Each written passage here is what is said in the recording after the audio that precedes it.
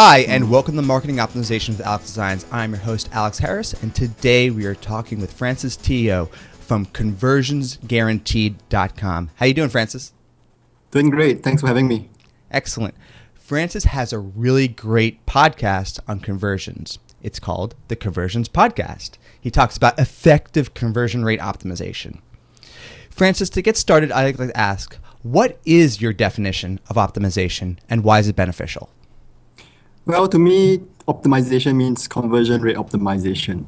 So what we do is specifically for e-commerce sites. So I would say e-commerce conversion rate optimization. So in simple English, we help e-commerce shops get more sales and revenue without needing to get more traffic from websites. So why is it beneficial? Well, I think CRO is a highly leveraged business activity. So the number one benefit obviously is getting more sales and more revenue, which every small business owner wants. Every small business, medium-sized business or large business wants more sales and more revenue. That's the reason, well, one of the core reasons why they're in business. There are also indirect benefits of conversion rate optimization, which a lot of people don't think about. A higher conversion rate increases the average revenue made per visitor to an e-commerce site or any site on the internet, basically, if your site is doing any form of monetization or revenue generation, whether it's e-commerce or ads or anything else. But I like to talk about e-commerce because we are e-commerce optimization agency. So the side effect is when you have a higher conversion rate, you can afford to pay more on AdWords, banner buys, leads, however you get your traffic and get your leads into the site. Because you basically are making more per visitor to the site, and you can increase your marketing budget from that increased profit. So when that happens, you can actually pay more for traffic and you can get more traffic to your site. So that's the side effect, and your business can grow from there. So it's really a highly leveraged activity. The other, I would say, benefit of e-commerce conversion optimization is happy customers if you do it right. So I believe, and the agency I work for that I founded believes, that CRO is about serving customers, and it's not about testing orange buttons, blue buttons, headlines, and all. It's not even about copywriting. It's all about serving customers. It's about the best optimized website serves the customers the best. And when you have tested your website and optimized your website to a certain point where you are basically serving, giving the customers what they want. And when they get what they want, that's great for business, and you'll get increased revenue and sales from there. Definitely, I absolutely agree. Optimizing for revenue is essentially the goal, and in e-commerce, the goal is the sale, conversions increasing, more sales. Tell us a little bit about Conversions Guaranteed. How'd you get started, and what do you guys do with ConversionsGuaranteed.com? So we've been in business for about a year when it comes to the e-commerce conversions business. Previously, I was in SEO. We were doing a lot of SEO for clients, and we sort of stopped doing that because it was really getting competitive, and most importantly, I found no value in doing that for clients because it's about link building. It's not about really serving the customer anymore. So I got into this conversion optimization thing and have been doing it ever since. And it's really exciting to help small businesses and medium-sized businesses, e-commerce businesses grow their online stores. So do you guys have a framework or methodology that you follow to help businesses increase their conversion rates? Yes, we call it the Convergence Guaranteed 6-step e-commerce conversion optimization process. I got to come up with a better name for that, but currently it's just basically the 6-step process. So the 6 steps are basically doing a pre-test analysis, test implementation, running the test and monitoring the test, a post-test analysis, and the implementation of the test, if applicable. If we have a winning test, we implement it, and then the final step is review. And once we have done with the review, we start it all over again from stage 1. One thing that's sort of unique is we prefer to test site-wide or funnel changes instead of just like one headline or one button at least for the first few tests. Because a lot of our clients are small and medium-sized e-commerce businesses, they don't really have a million hits a month. They have closer to maybe 10 to 20,000. If a slightly more established business might have 50 to 100,000 uniques a month. So with these small traffic numbers, we cannot afford to test just like a really tiny change. We prefer to test it site-wide. So it's still an A/B test, but we test one site against a new treatment site or one funnel against a new treatment funnel. So that's just a little bit more detail. Perfect. And as you've set up the conversion testing, the discovery process, and those 6 steps, have you found a consistency across the clients to give some overall general best tips for anybody setting up e-commerce sites or looking to increase their conversions? No. That's not the answer you want to hear, and that's not the answer that everybody wants to hear. But there are a few general guidelines. We test the value proposition. For example, the most important thing for most of the clients that come to us is they don't have a value proposition. They don't know why their customers are buying, and sometimes they do know why, but they don't know. They're not expressing it properly. So. And there are like some friction and anxiety elements. For example, you could offer a guarantee to try to reduce the anxiety a user has when they purchase, is this a quality product? Can I return it? Or we could try to increase or change the user interface, the usability of the site to make it more the navigation better, to make it more orderly so that it reduces any friction that throughout the whole shopping and the checkout process. However, when it comes to transferable principles, these are the broad principles that we can find out what to test. But let's say we have a very specific example, like we have a 100% guarantee on this site. When we bring it to another site, this might totally flop because those customers are not interested in the guarantee at all. It doesn't affect the conversion process for them. So, it's good to use like these 3 things to guide what we're going to test, but just simply taking one element and moving it to another site might not guarantee that the conversions would actually change because the customers are and the demographic, the type of product, what's in their mind when they're buying, and all that is all different. I love the answer because thank you. Because you can't that transferable knowledge, as you said, it's not consistent from site to site. It may work in some cases, but really defining the uniqueness and the key differentiators on each site is really what optimization is all about. Finding those differences and then figuring out what's working, and then pour gasoline on those items that are really working to really make them leverage even further. Because once you find those wins, you could really pour your energy and power into something that's winning to drive those conversion rates even higher. And that's evident on e-commerce especially, because there are some best practices of setting up your items or setting up your product pages, but the differentiators are going to come into some of the copy, the colors, and the psychology of you setting that type of stuff up. So I don't think there really are any best practices, but you have a great conversion podcast, and I've been listening to it for a while, and it was definitely an inspiration for this show as well, and that's why I wanted to bring you on the show, because I know you have a lot of great knowledge, and I love meeting people in the space. Have from the people that you've interviewed, and you've learned so much from each of these individuals, have you applied some of the stuff that you've learned towards any work for your clients, or just your knowledge of understanding better your guaranteed approach? Definitely learned a lot from the guests. A few of the notable guests, a few notable examples of people that I really learned a lot from when interviewing them would be, number one would be John Powell from Mac Labs.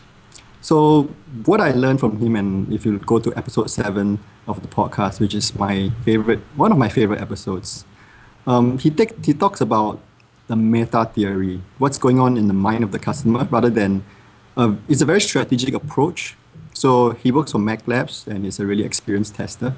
So instead of doing this whole testing green buttons and orange buttons, he basically expresses something like, well, conversion happens in the mind of the customer. So what's going on over there? So he provides a strategic approach to that. So I really like that thing. And we always think about what is the big picture when we optimize rather than very specific elements. So another episode on that point, that is a very good point, because I think once you understand the psychology of the user and what the triggers are that may push them over the edge to actually convert, then you can really create a scenario within your buying pattern to get them into the funnel at the right point. Yep, exactly. And so, yeah. Go ahead. Yeah, it was mentioned a bit in the podcast as well. There was some part at the back where we discussed social media. So there's this whole argument about whether social media works, does it not work, and stuff. So, well, I'm not going to Analyze. I can't exactly remember what exactly we said specifically, but basically we have to take into account which part of the buying cycle the visitors and the buyers or potential buyers are at. So social media can help increase the visibility of a brand, visibility of your website, but chances are people are not going to go from Facebook directly to your e-commerce store to make a purchase immediately. But it helps them keep your brand and your products in their minds, and at some point that actually helps increase conversions. Absolutely. That branding experience of those touch points, you may be randomly seeing the images or them in your Facebook or in your Twitter, Google Plus or whatever. That consistency is essentially the branding experience that you create online.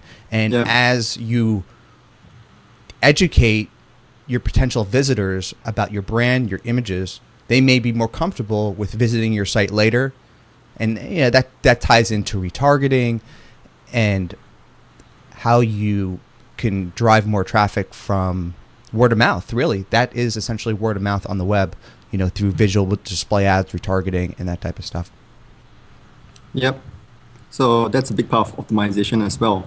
Yeah. So there's more of like channel optimization, offsite optimization.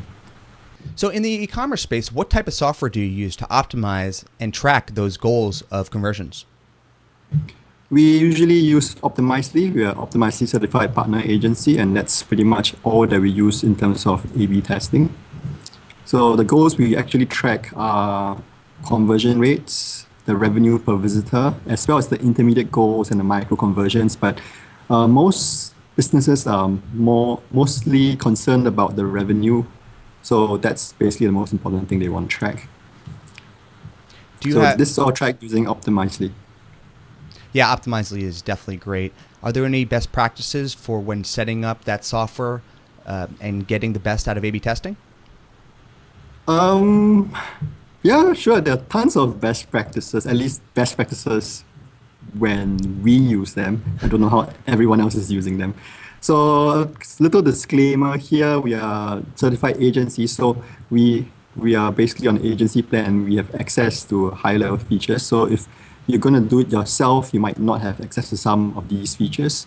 So that's a little, when you go into your account and you don't find all these features, that might be the reason you might need to upgrade to the highest plan or higher plan. And we don't get any commissions from promoting Optimizely. We just use them. So that's another disclaimer. There you go. Yeah. So using Optimizely, why don't you give us some tips on using Optimizely to get the best out of it? Sure. The number one tip I have would be to verify the data manually. So this is something that's only available, I believe, only on the Platinum plan as well as on the agency plans. One issue is because it's not Optimizely's fault. What they do is they deduplicate all conversion events. So if a sale comes through the system, it's deduplicated, but they don't deduplicate revenue goals. This is because one customer might purchase multiple times. But what happens is a visitor might refresh the thank you page or the final receipt page 2 or 3 times. Mm-hmm. And that's fairly common. So what we get is double counting of the data. So I find it quite important to export the data and verify it manually. Right. The other thing that's really important is segmentation. So segmentation, I feel, is really important because the way that a lot of tools use, a lot of A/B testing tools work, and a lot of testers approach this is they treat all the visitors the same. They just bucket everyone into one group, Right. and they see, oh, the conversion rate increased from 1% to 1.5% or something like that. But that doesn't tell the whole story because not all visitors from all your channels are behaving the same way. For example, if you have targeted traffic from AdWords or some like pay-per-click, which is very targeted, they're probably at the end of the buying cycle, or rather the buying funnel, and they are almost ready to buy. So you probably get a higher conversion rate compared to a social media channel where they are probably not going to buy. So if we just take all your users as a whole, that's going to throw off the numbers because we have high conversions averaging out with low conversions or no conversions even, and we will get a number. But that doesn't tell the whole picture. So it's useful to use a segmentation feature to segment your A/B tests to see how each group or each segment of visitor behaves when they go through the A/B test.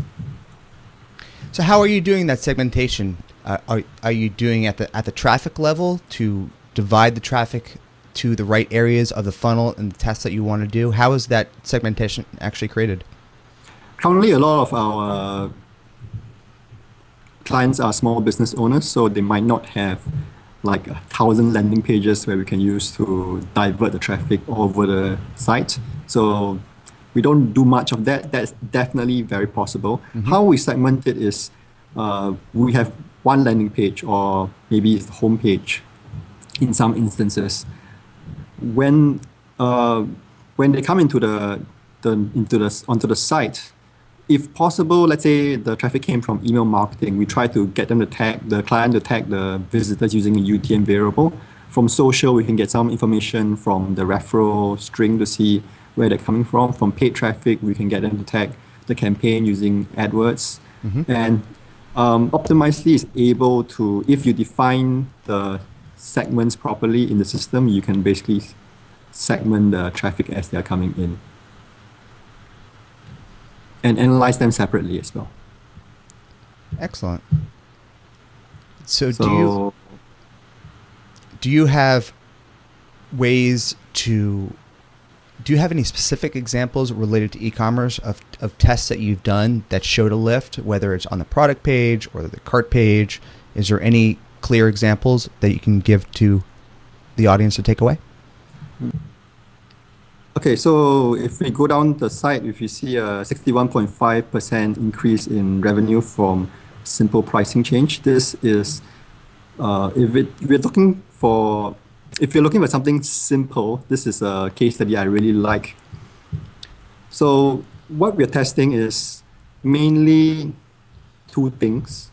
We're testing several things actually, but the main two things that we sought to test is emphasizing, so it's a bit hard to describe it without a screenshot, but basically it's a simple pricing table with three prices of the same product with different quantities for each. So for the first, the control page, the prices are arranged from left to right in the pricing table from lowest to highest. On the treatment page, it's rearranged from highest to lowest, and we emphasize the middle portion. And we also test some other things like changing some of the copy on call to action button, as well as trying to infuse a bit more of the value proposition onto the page. So we cannot attribute it just to the rearrangement of pricing and the emphasis of one option, the middle option. However, the concept behind this would be what we call price anchoring and the anchoring bias. So this is I'm not going to profess to be like a psychology expert here, so I might be explaining this slightly wrong. But generally, the effect is people tend to anchor to the first thing they see. So if we show them a higher price when they start with, everything else seems to be cheap in comparison. So this is quite a well-researched effect called the anchoring effect or the anchoring bias. So if you just have a simple pricing table, why not A/B test high to low instead of low to high? Yeah, I It's think one of this those is. simple things. Yeah, I think this is a great example of just a little difference maker that could really increase your conversion by a lot. The two examples, essentially are the same content. By just creating that essential lift in the center, it's creating more emphasis on that one, so you're more likely to maybe click on that one versus the other. So you're really leading the customer to the right place of what you want them to do to get them to convert easier. Yep. So this basically illustrates a point where conversion happens in the mind of the customer and not on the page. Because it's in the mind, they're probably thinking, "Oh, I don't know what they're thinking," but this is what we hypothesize. Yeah. We probably need to run a more targeted test to see which of the elements contributed the most. But basically, since the anchoring effect is so powerful, like it's just in their minds they think that high to low, when you see the high option, then you see the middle option, which is cheaper, they'll be like, well, this is much cheaper. Absolutely. This is a really great example. Let's move to telling people about the podcast and how they can find out more about you guys. Okay, the podcast is at convergencepodcast.com. If you're too lazy to type out the whole thing, we are also at cro.fm, and that will just redirect you to the podcast. So we have currently 14 episodes, and we're trying to get it more. We try to publish a bit more regularly, but sometimes it's a bit hard to find great guests, so we have like this high bar we don't invite just anyone to talk about stuff. The worst thing that could happen is like when we get a guest who says that let's just test random stuff. So we're really totally against that. So if you're interested, check us out at convergencepodcast.com. Excellent. And let's give people your Twitter as well. Yeah, my Twitter is at Infinix, so INFINIX. But the best way is actually to get me via email. So I'm at francis@convergencesguaranteed.com. Excellent. Thanks a lot for your time, Francis. Thank you.